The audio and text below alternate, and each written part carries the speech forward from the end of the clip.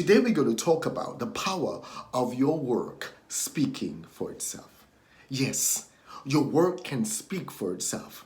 Whenever you do things with a spirit of excellence, that excellence that you do things with literally speaks for itself. In the good book, there is a story of a man called Daniel. And Daniel did everything with a spirit of excellence. Daniel was, like, say, the chief accountant of the king's kingdom. Daniel did all of the finances and everything to the T. He dot every I and he crossed every T. And as a result of that, his work always spoke for itself. His enemies tried to use his work to get him, trying to use his work to cause his boss to come up against him. But they couldn't because he did everything with a spirit of excellence. You see, that's what you want to do. In everything that you do, you want to do it with a spirit of excellence. How do you do things with a spirit of excellence? You do everything to the best of your ability, not making shortcuts in anything. Imagine if you were to tell somebody that you are a cook and everybody was to come over to your house and expect a delicate meal, expect something so delicious, expect something so wonderful, looking great, looking wonderful, but then when they start eating it, it's very salty and it doesn't taste well. Do you think they will come back? No, they won't. Imagine if somebody was to come to your business and expect top right customer service, but when they come, the customer service is sloppy. They're going to leave that business and they will go elsewhere and they will receive better customer service and they'll stay there. And they will never return to your business. So that's why it's so important to have excellent customer service. You might say you have a product that's great and you are the best at what you do, and your organizations have all of this stuff. It's renowned. Everybody thinks it's the best. But when people truly comes and they sit and they participate in what you're doing, they realize you don't have anything. So as a result, they all fly off and leave. A lot of times we look at what we do and we say, why is it people don't stick around? Because why they don't stick around, what we say we are or what we say we do, it does not match up what people are expecting.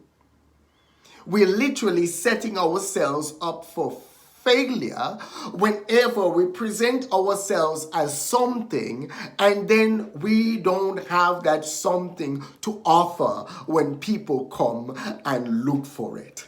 They're going to look for what you're presenting yourself at. If you're presenting yourself as a company that offers good customer service, you better be giving good customer service. Otherwise, that one person comes, is not going to love it, then they're going to tell their friends, and they're going to tell 10 friends, and they're going to tell 20 friends, and then all those people ain't going to come back.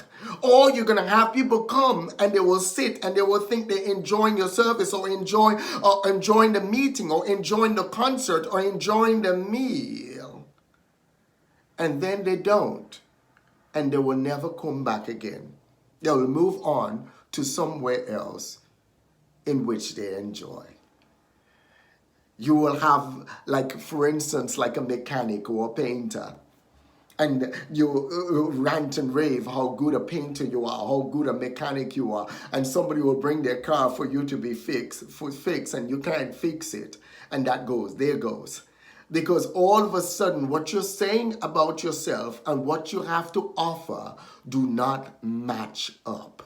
That's why it's so important to do things with a spirit of excellence. If you look at the building on the outside and you can't even take care of the lights and the outer exteriors of it, you can't even make sure that the bulbs are changed and lights is all lit up, people are not going to want to look at the inside. You know, a lot of my greatest thing, every time I go to a restaurant or anything, one of my pet peeves is that I always go to the restroom first. And if it's a new place that I've been to, if I go into the restroom and the restroom is dirty, I'm not going to eat there.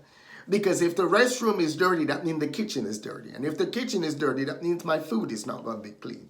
So I don't eat there. If they have a clean restroom, then I know if they take the time out to clean their restroom, I know that the food and the quality of service is going to be up there. And I know that's some place that I could sit and eat. So it's important that we always learn to let our work speak for itself and do everything with a spirit of excellence. We want to go out there and we want to encourage people, but we want to build. You see, it's better to grow.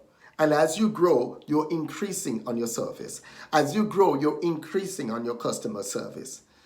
If you were to sell a steak and you give somebody a steak and it is just delicious and it's just wonderful piece of steak, but then you go buy and you buy meat the next week and you find the cheapest cut of steak, I could promise you when that person comes back to get that steak again and they would have that steak, they will change, they will taste the difference. You might make a greater amount of money in terms of profit, but you're going to lose a customer because your quality went down. In order to stay great, your quality has to be consistent. In order to stay great, your quality has to echo and resonate with others. In order to stay great, people are going to look beyond the facade. It can't just be a facade of you doing things with a spirit of excellence. It has to be you actually doing things with a spirit of excellence. When you do things with a spirit of excellence, your work speaks for itself. You never have to justify your work when you do things as a spirit of excellence. It doesn't matter who tries to throw you under the bus. Your work will always speak for itself. Even your enemies will look at you and say, hey, that dude always does things with a spirit of excellence. And yeah, I can't stand them, but one thing I could say, they do good work. And that's what you want to hear. So even the people who don't like you will echo your praises. Even the people who don't like you will echo the praises and echo what you're doing. You know, just like they did with Daniel in the good book. They looked and they examined everything and they realized, we can't get anything against this guy in terms of his work because he does everything like how he should. So they attacked his religion. They attacked his belief system because they couldn't find anything else. And that's the same thing. People will try to attack the work that you do. People will not try to attack what you do. But if you do things with a spirit of excellence, then your work will always speak for itself. It's not about fame. You see, you should never have to tell people how good you are. People should actually see how good you are. You see, when you have to go around telling people that you're great at something, then you're not great. You know, I always have a pet key. If I have to tell everybody how smart I am, then I'm not smart. You see, if somebody tells me I'm not smart, I don't have a problem with it. I look at them and say, thank you very much. You know, it's just one less person I have to waste time with. You know, it just means that I have the ability to really deposit into someone who sees the value in me. And as they see that value in me, that river will flow out of me. They're just like I spoke about in a few videos back, you know, that river will flow, that river of grace, that river of love, that river of creativity, that river of understanding will flow. And if that river is flowing, then they will be able to learn, then they will be able to gain, then they will be blessed. I will truly be a blessing, and they themselves will go out and be a blessing to others. So I wanted to encourage you, don't ever shortcut what you're doing. Always do everything with a spirit of excellence.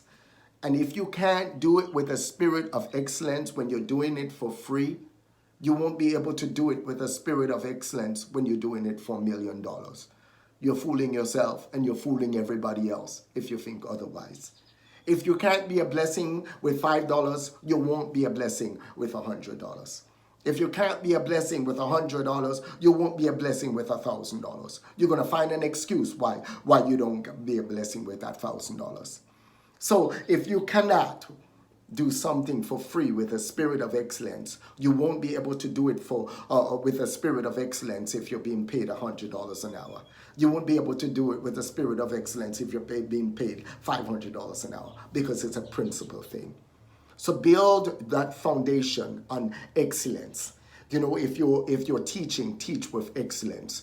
If you're cleaning, clean with excellence. If you're a mechanic, be a mechanic with excellence. If you're a painter, be a painter with excellence. If you're working as a cashier, be a cashier with a spirit of excellence. If you're working as a cook, be a cook with a spirit of excellence. If you're going to motivate somebody, do it with a spirit of excellence. If you're helping somebody across the street, do it with a spirit of excellence. If you're picking up the trash, do it with a spirit of excellence. If you're an accountant, a banker, do it with a spirit of excellence. If you're a volunteer at your church, do it with a spirit of excellence. You know, because if you're teaching a Bible study or anything like that, do it with a spirit of excellence. Do everything you do with a spirit of excellence. Do it and organize yourself. Don't just come up with a half-done thing, half-baked pie, and then wanted to give everybody that half-baked pie and say, eat it because it's the most delicious thing. No, it's raw. You know, learn to do things with a spirit of excellence. Learn to be a shining example of what you believe, whether it has work or whether it's in the community or whether it's anything you do. So go out there today and let your work speak for itself. Let what you do speak for you, and have an awesome growth day. And don't forget, hit the subscribe button below. Hit the subscribe button below. And when you hit the subscribe button, remember to select the bell. Because by selecting the bell, it means that it will alert you each time I add a new video. And go out and have a blessed day. God bless you.